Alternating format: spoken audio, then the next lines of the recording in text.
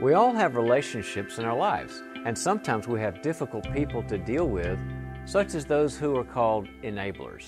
I'm going to give you some insight and skills to deal well with individuals who are enablers. So, what is an enabler? Well, simply put, it's one who prevents another person from experiencing the consequences of their behavior. And there's a mouthful there. Let me say it again. It's one who prevents another person from experiencing the consequences of their behavior. For example, if you've got an addict in your life and you put up with the behavior and make sure they've gotten enough money to stay stoned or high or drunk or whatever, and you never put limits on them, so they never have to feel what it feels like to ruin your life and not get help and mess up your family. If you prevent them by paying for it, if you prevent them by never setting limits, by never having requirements, by never insisting they get treatment, that's enabling. Or if you've got a kid who's out of control and you're blaming the school system and you're blaming the teachers and you're blaming everybody else but the kid and saying, well, I guess I'll give you another chance, I'll give you 14 more chances, that's enabling. Instead of putting your kid in timeout or taking the car keys away, that's enabling behavior. Now, this video is talking about when you have an enabler in your life. Now, I'm not talking about how it bothers you if they enable you. I mean, I like people enabling me, right? Who wouldn't want that? The people to rescue us and never make us accountable and never confront us, never set boundaries with it. What a great life. Not really, but it feels good, right? No. The reason you're probably watching this video is because it bothers you when you see this person in your life enable others. Maybe this is your spouse, and you see your spouse enabling the kids, and you see all the bad things in the kids, like they're out of control and entitled. Or you've got a sibling, and you see the sibling enabling the parents, or you see your parents enabling an adult sibling, or at work you see someone enabling someone else. It's more like we get upset when we see this isn't working for the person out of control or the person who's enabling. And so it bothers you not about how they're doing it with you, but about how you see the dynamic.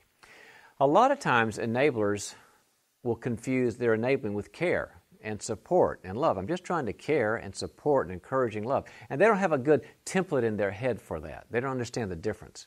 Often enablers have been doing this all their life. It's often a coping style in childhood. A lot of times they learned this because they had a dependent person or a controlling person or an out-of-control person or an addict or somebody very dysfunctional in their childhood.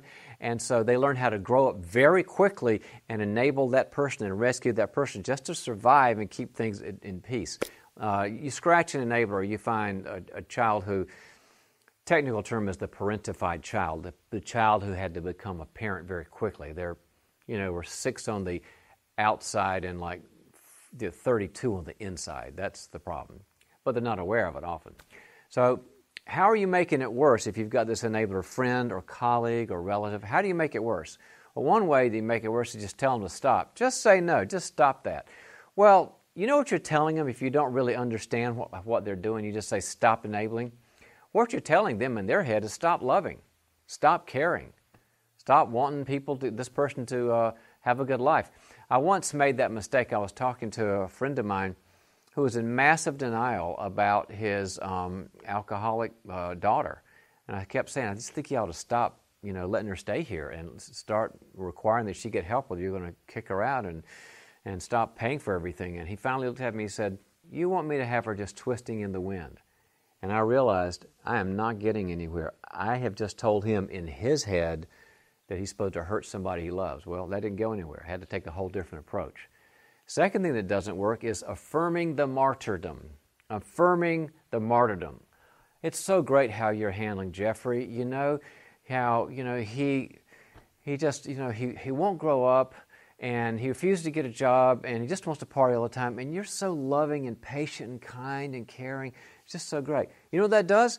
That helps them reinforce the crazy behavior, and then become not only a martyr, but now they're a burnout martyr because they don't have any money or time or resources or energy. You're helping them burn out. That's not good either. Don't affirm the martyrdom, and don't give up on them. Enablers are really nice people. They have a heart of compassion and care. They got a brokenness issue, but they're some of the most wonderful people in the world. Don't give up on them and just throw up your hands and say, well, I'm not going to, you go ahead and, enable that person to ruin your life. Just stick in there with them as long as you can. All right, let me tell you some healthy ways to handle this.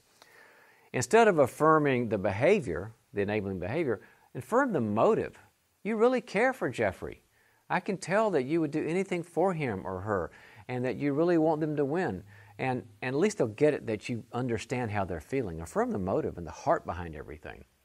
But ask them about the outcomes. As Dr. Phil would say, how's that working for you? Ask them how, letting their 34-year-old stay in the basement another 2 years has been working for them. Ask the person at work how letting their direct off the hook and never making them accountable has been working with getting things done on time. And if they're honest, they'll go, well, not really well, but it's a work in progress. I think it'll work out. But now you're starting to have them think about, is this really working or not? So outcomes are important. Is this working or not? Or is it, basically the question is, do you anticipate the same thing in the next year that you've anticipated this year and the one before that and before that? A lot of times the lights will come on. Gosh, I don't see anything changing in a year except for the fact that I would like it to change, but I see no reality. Ask them how they are really doing. Just ask them, how is all this for you? And the ones who are in deep denial will say, great, I feel like I'm helping, it's wonderful, I love my life, I go skiing all the time, but I really don't have time because I'm taking care of 14 addicts, but they won't tell you that. But the ones that are honest will go, kind of tiring, get worn out, get discouraged, and now they feel like, you really care about them, you really care about how they're feeling. Because most of their energy, this is really true about enabling people, most of the enabling person's energy is spent on the other person they're trying to fix or control or rescue.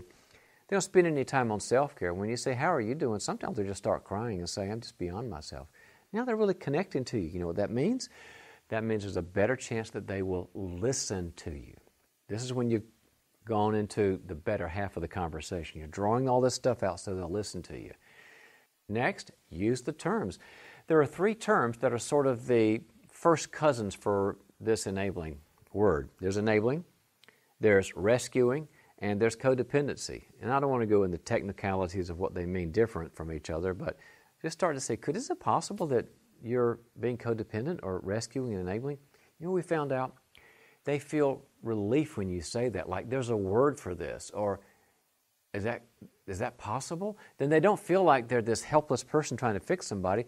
Now they have a diagnosable condition. It's like saying, okay, I found out that, I've got high blood pressure. Well, okay, now we know what to do about it, right?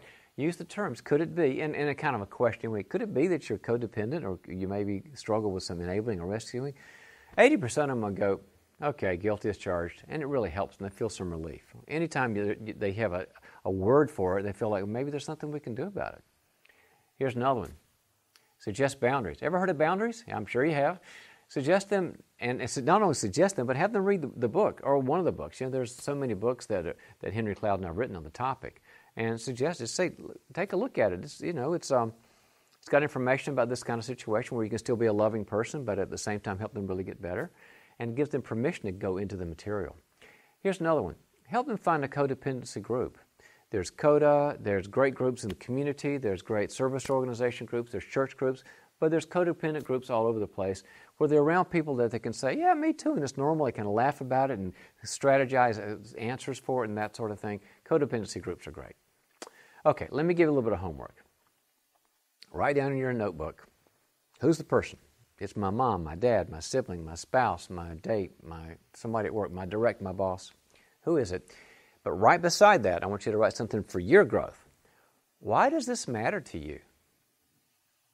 Why does it matter to you? I mean, why aren't you just sitting there saying, well, they live their own life, they're making their choices. Somehow it's getting into your gut. Maybe it's because you love both of them, or you love the addict and you love the and you want the enabler to stop, or you love the enabler and you don't want them to burn out. Whatever it is, it's getting to you for a reason. I don't mean to in a bad way either. I mean, it means that something kind of like of meaning and love and care gets there. But it really helps us to write down why this matters. Because it's my sister. Because it's my company and I want my company to succeed. Because it's my church.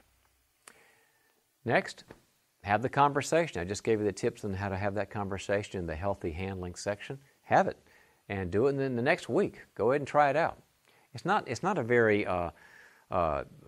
complicated or very confrontive conversation. It's more of an invitation. It's of all the conversations that I work with people in role play, the conversation with the enabler is the easiest at all because it's nothing but love and maybe some ideas to help them.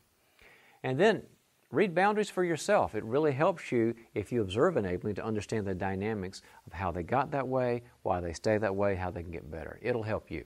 All right, so you can really help the enablers and rescuers and codependents in your life, and they really need it.